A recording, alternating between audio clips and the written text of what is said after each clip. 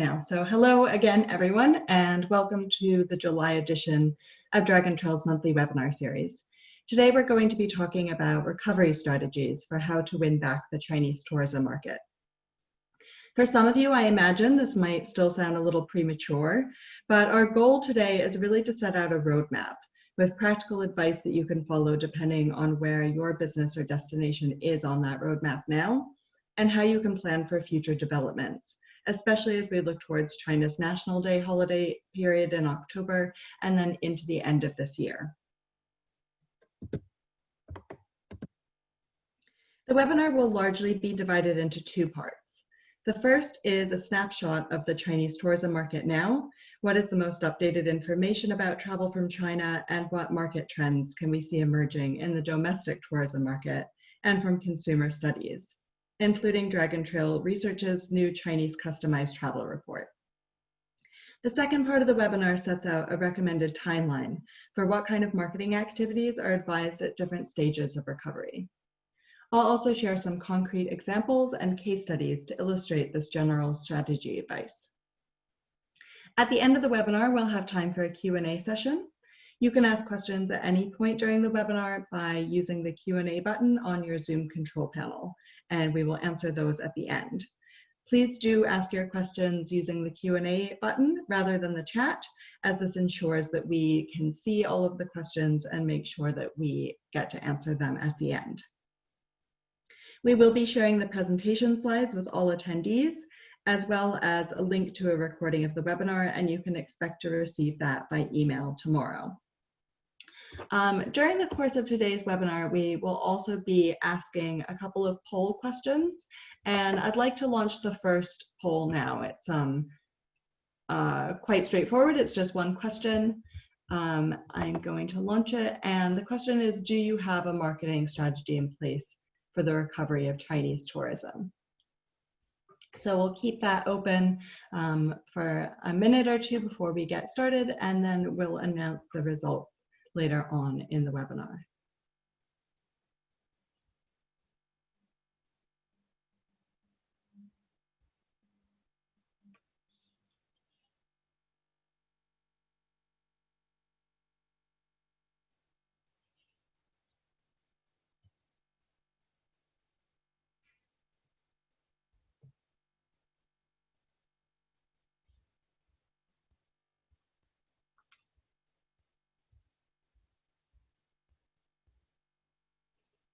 All right, last 10 seconds to vote, and then we'll close it and move on and announce the results later on.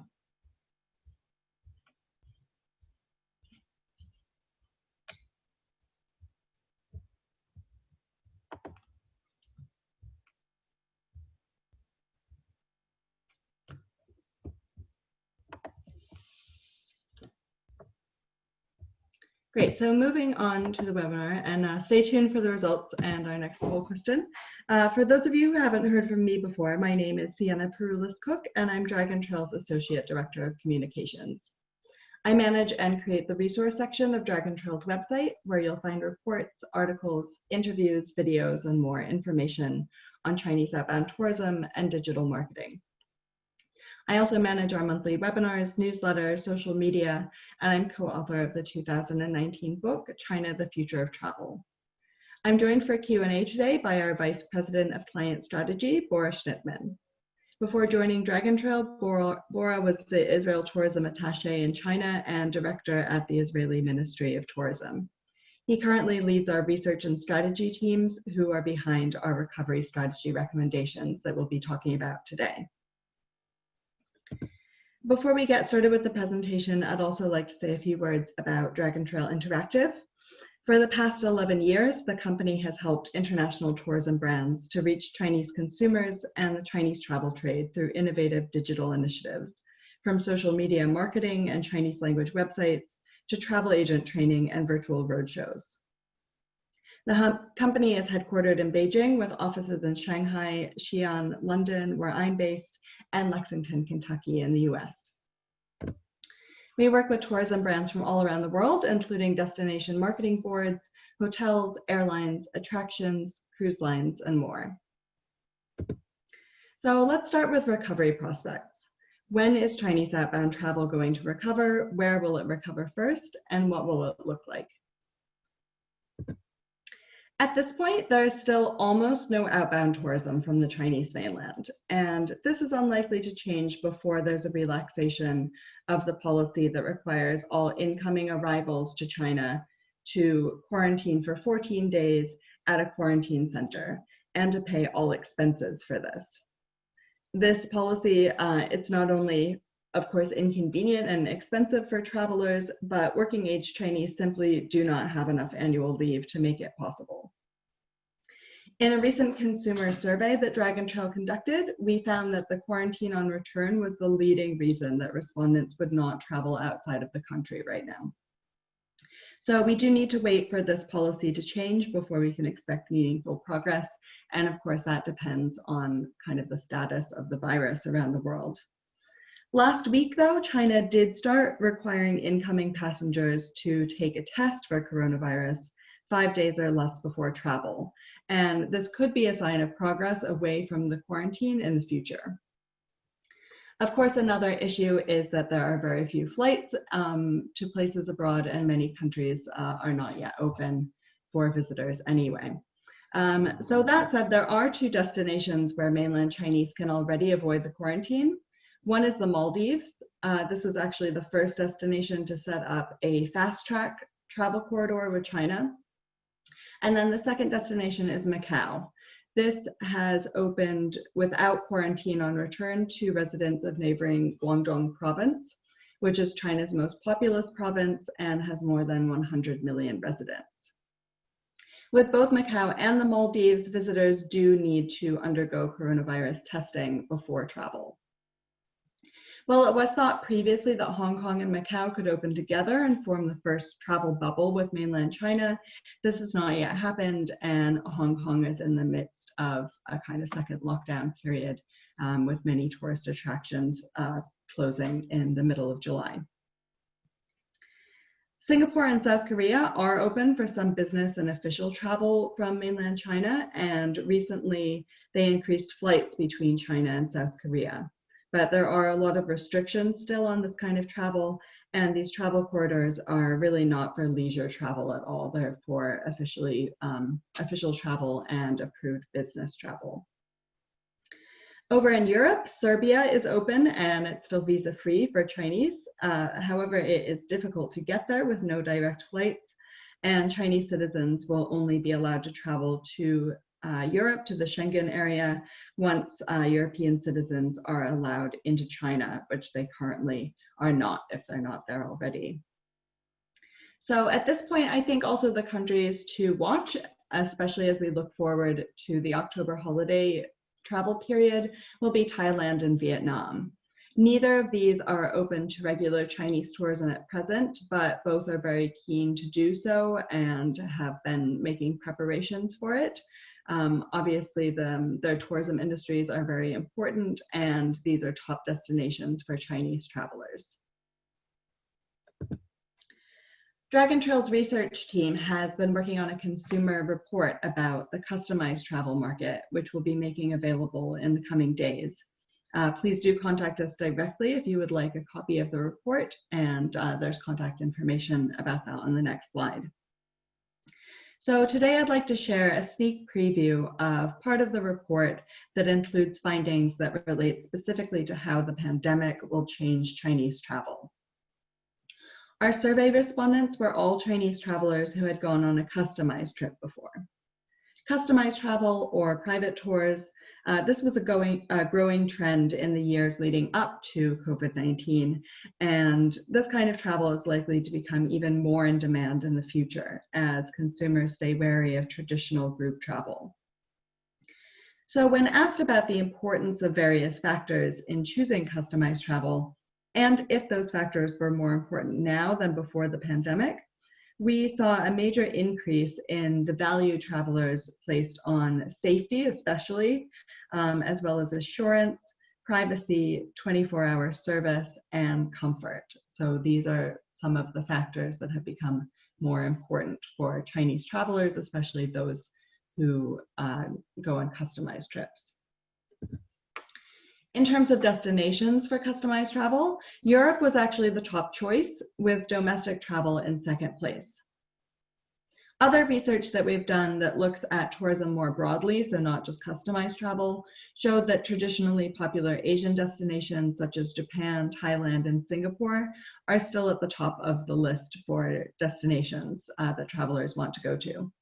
But those countries in Asia are very popular for FIT, fully independent travel, whereas travelers might prefer more guidance and support in the form of a customized tour to visit Europe. So that would explain the slightly different survey results.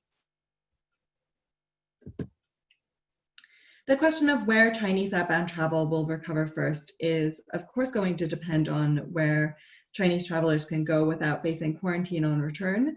And we can predict that short-haul destinations, which have controlled the virus successfully, are probably going to be the most popular first destinations that Chinese are going to. When Chinese outbound travel will recover depends on many factors, and the most crucial of which is the virus itself. In ITB China's new Travel Trends report, 20% of Chinese travel companies surveyed said that they expected the Chinese outbound market to return in 3 to 6 months. 33% said it would take 6 to 9 months, and 43% said that it would take up to 9 to 12 months for the market to recover.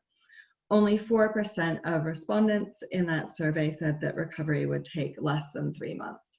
But here we're talking about a full recovery of the market. And of course, we can start to see the market recover, I would presume, well before then. So imagining an optimistic scenario where a number of countries and regions have everything under control, we would expect the first wave of outbound tourism to come as early as October, when China goes on a week-long national holiday. As previous surveys have found that around 1/3 of Chinese travelers do plan to travel at this time if they can. Without a time machine, though, we can't definitively say when Chinese outbound tourism will return, and the answer will, of course, be different for each destination anyway. But what we can say with confidence is that there is still a strong appetite among experienced Chinese travelers to go abroad when they are able to. 64% of respondents in our June survey said that they plan to travel at least once a year, and Mindset's June survey of Chinese frequent flyers found that nearly 80% plan to travel by air within 6 months of travel bans being lifted. What will this travel look like? As I mentioned before, interest in large group travel has fallen, with more Chinese than ever opting for self-guided or private customized travel. These trends were already well underway in the years previously, and they have all been accelerated by the pandemic. April research by the China Academy of Social Sciences showed that nearly 68% of Chinese travelers were most likely to choose FIT, fully independent travel, compared to just 51% the year before. So that's an increase of nearly 17 percentage points. Only 28.7% would choose group travel now, which is down from 34% in 2019. In our own research, we found that only 19% of respondents were willing to travel in regular tour groups. So looking to the future, when Chinese tourists do start to arrive again, they will be more likely than ever to be traveling independently, semi-independently, or as part of a small group tour. What else can we expect? Recovery of Chinese tourism is most likely to be led by younger travelers born in the 1990s or later. This is based on consumer surveys, as well as what we've seen from China's domestic market, as that has started to recover in the last few months. We also see from both surveys and actual consumer behavior that there is increased interest in nature tourism and visiting slightly more remote areas. More recently, research by both Dragon Trail and McKinsey shows strong interest in travel among Chinese families with young children. Self-driving travel has also accelerated as a trend. It's been particularly pronounced in domestic Chinese travel, And of course, safety and sanitation are really crucial. We found that 96% of Chinese travelers would be willing to take a coronavirus test if it was free before traveling. So with that context, what can you do to help the recovery along? At this point, before we start to share the kind of recovery strategy recommendations, I would like to announce the results of the first poll and launch a second poll. So in the first poll, we asked you if you had a recovery strategy in place for the Chinese market. 36% said yes. 58% said that it was too early yet, but they did plan to have one, and only 6% said no. So I can see obviously you're attending this webinar, so you're thinking ahead to recovery of the Chinese market. I can actually share the results so that you can see them now.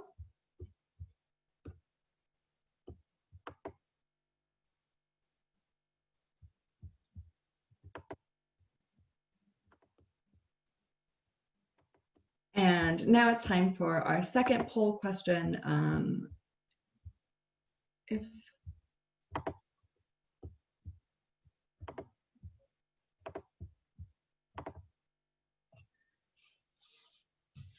Which I don't know if the information that I shared just now will influence your decision, but the question is, when do you expect Chinese tourism to start returning to your destination or business? And of course, we understand that this might depend quite strongly on where you're located.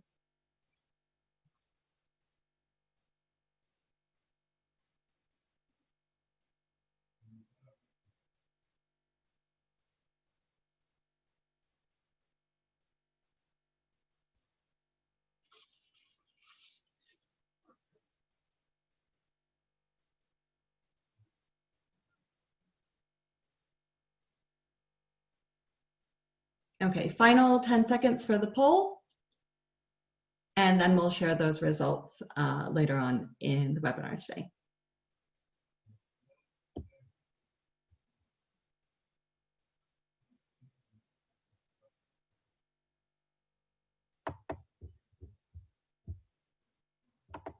Okay, so on to recovery strategies.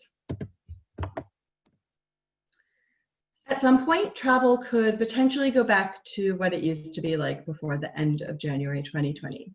But if that ever happens, it's not going to be immediate. People have changed their mindsets and comfort zones, and tourism marketing is going to need to address this to facilitate recovery, both in terms of how you communicate with consumers and with the Chinese travel trade. We see three main stages of recovery. For nearly every outbound destination, we're currently in stage 1. This is when Chinese are traveling again, but just domestically. This is actually an important first step to reignite interest in travel and for consumers to feel comfortable traveling again. In stage 2, there will be Chinese tourism to selected destinations based on travel bubbles or fast lanes, and consumers will actually start to actively plan travel. Hopefully, we'll get to that stage by the October holiday.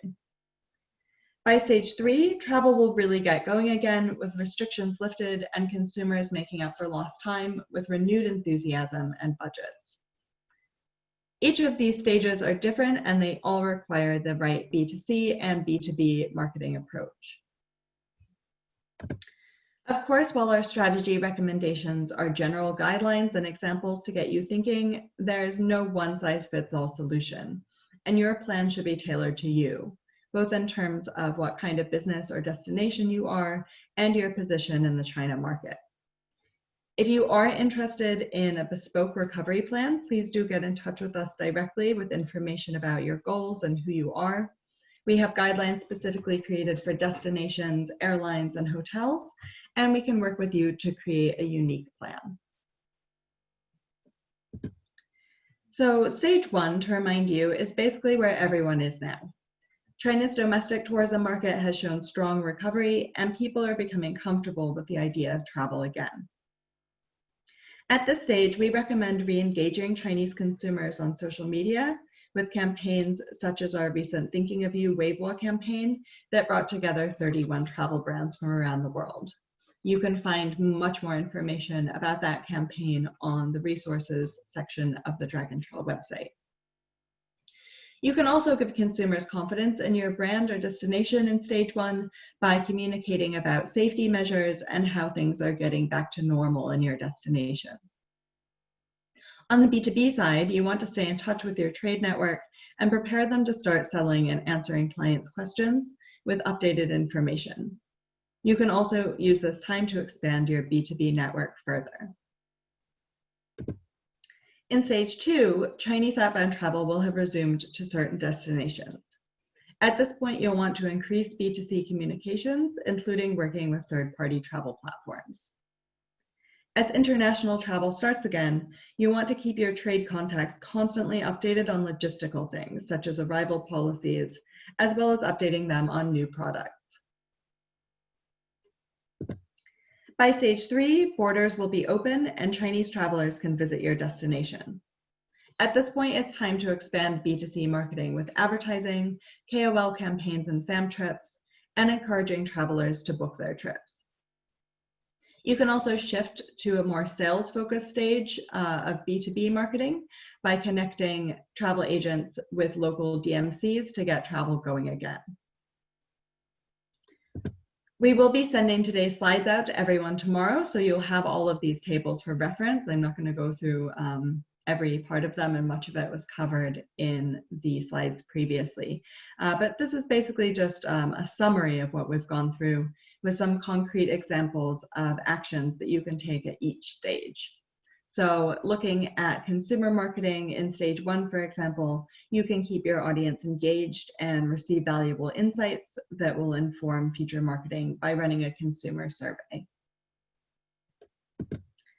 For B2B, you'll also have a step-by-step guide, which we can help put into action. And this includes training, positioning, maintaining relationships, and eventually helping to facilitate sales. As I stressed before, every brand and destination is unique and will want their own bespoke recovery strategy. So this is just as an example of what your plan could involve. In stage 1, you could restart any social media channels that may have been frozen during the pandemic period. You could launch a consumer survey and launch a fun online game to engage new consumers and help travelers to learn about your brand. At the same time, you could also run CTA live webinars for travel agents and launch a new self-learning program for them to take before business gets too busy again. In stage 2, you could start a media buy campaign since travelers will be searching for outbound trips again at that point. You could also, on the B2B side, launch an online product catalog so that agents can learn more detailed information and start putting together potential travel packages. In stage 3, you could promote your business through our Great Holiday WeChat channel, which I will show you in more detail later, and launch an online roadshow or event to match the Chinese travel trade with receptive tour operators and businesses. In more detail, these are some of the things that we can offer. Our new research team can conduct customized consumer and trade surveys to help you better understand your target market. This will help you to identify your strengths and potential weak points with the Chinese market and inform your marketing efforts. So we will work with you to create a survey and report to answer the questions that you have about the Chinese market and give you practical insights that you can then apply to future marketing strategies. Our global detective games can be used for both B2C and B2B engagement to help people learn more about your destination. These are H5 games that can be played, promoted, and shared via WeChat. And if this is something that sounds interesting to you, please get in touch and we can share a much more detailed deck with examples of how that works. On the B2B side, our CTA Live platform allows you to deliver live webinars that are promoted to our database of around 55,000 registered travel trade professionals in China. Our most valuable fan system incentivizes your followers to interact with and share your social media content with lucky draws and other rewards. And then the Great Holiday and Superbrain examples I will skip for right now, as I have a full slide coming up to illustrate each one of those a bit better. So this is just to give you an idea of the fact that there are many options out there, both for B2C and B2B engagement. As the last part of today's webinar, I'll walk you through a case study and other real-world examples of the kinds of campaigns and products that we're recommending. On the B2B side, I'd like to share the work that Dragon Trail is doing this summer with the Hong Kong Tourism Board. While travel between mainland China and Hong Kong is not open yet and has received some setbacks in recent weeks, this is an outbound destination that we would expect to open relatively early compared to other destinations around the world. And of course, it's a key destination for business travel. So the event that we're running with the Hong Kong Tourism Board is their virtual MICE show. That's meetings, incentives, conventions, and exhibitions. So the Tourism Board's virtual MICE show is coordinated and hosted online by Dragon Trail, and it's comprised of 3 parts. There is a 3-day conference that happened in June, a digital roadshow that is going on right now, and an online business appointment system, which is also going on right now at the same time. The conference used our CTA Live webinar technology with 3 sessions over 3 days, and it got more than 1,200 views in total. Each conference session featured multiple presenters with a live Q&A and post-event playback option. The second part of the virtual MICE show is an online roadshow, which is hosted on the Next Travel Market's virtual event platform. This show is still running now, and you can check it out through the link on the screen here or the QR code. And of course, this will all be shared with you in the presentation tomorrow. The roadshow features 78 exhibitors, the majority of which are hotels, and it attracted nearly 200 Chinese buyers in the first 2 weeks that it was open. Finally, the online appointment system, which runs alongside the roadshow, is a B2B matchmaking platform that supports chat, video calls, group meetings, file transfer, and PowerPoint presentation display. It also has multilingual translation. This has been running since the end of June, and it's been used for more than 800 appointments already. So like the virtual roadshow, this will stay online through the end of October. The next example of something that you could do as part of a recovery strategy is the Superbrain Challenge. This is a WeChat mini program that can be used for both B2B or B2C marketing. Superbrain includes quizzes, team competitions, prizes, and a public leaderboard or medal tally. It's currently being used by Brand USA, and these are the examples that you can see here. Brand USA is using it for B2B to encourage Chinese travel agents to complete Brand USA's WeChat-based training courses.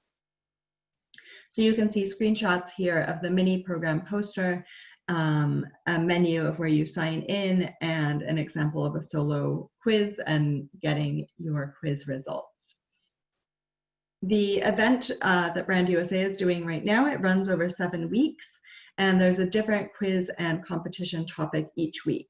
This ranges from nature to food to general country knowledge, and it's all tied together with their training program for Chinese travel agents. So this is really a way to use kind of fun games and competition and prizes to incentivize agents to take that training course.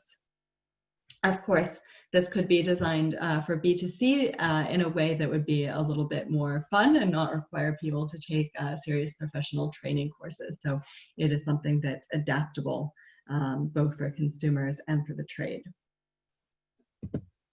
The last example is the Great Holiday WeChat channel. As you may know, there are numerous WeChat accounts that publish information on travel deals, and these effectively function as media channels. They often have themes, such as family travel, which enables them to target a specific audience. This spring, Dragon Trail launched its own channel of this type called Great Holiday. It focuses on luxury and boutique hotels and travel experiences. So far, some of the most popular posts were a video about a small group of boutique hotels in Tibet, as well as a deal for Mandarin Oriental. So the channel works well for both small properties and big international chains. If you have a deal that you'd like to promote, please do get in touch with us. And if it's a good fit for the brand, we'll put together the copy and design work for that for free. So far, Great Holiday has only been used to promote domestic tourism in China, but the idea is to expand internationally once outbound travel does open up. Before we open the floor to Q&A, I wanted to let you know about a few new resources that we've recently launched or that we have coming up that may be of interest. At the end of June, Dragon Trail launched a monthly podcast for the travel industry called the Chinese Tourism Podcast. Dragon Trail's William Ace Rolls is joined each month by a guest speaker to discuss the latest and most important topics in Chinese tourism. You can already listen to the first episodes from the end of June and mid-July, which are available to download and listen to on the Dragon Trail website, as well as Apple Podcasts, Spotify, and Simplecast.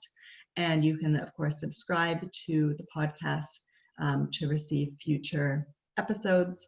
The third episode should be out in the middle of next month.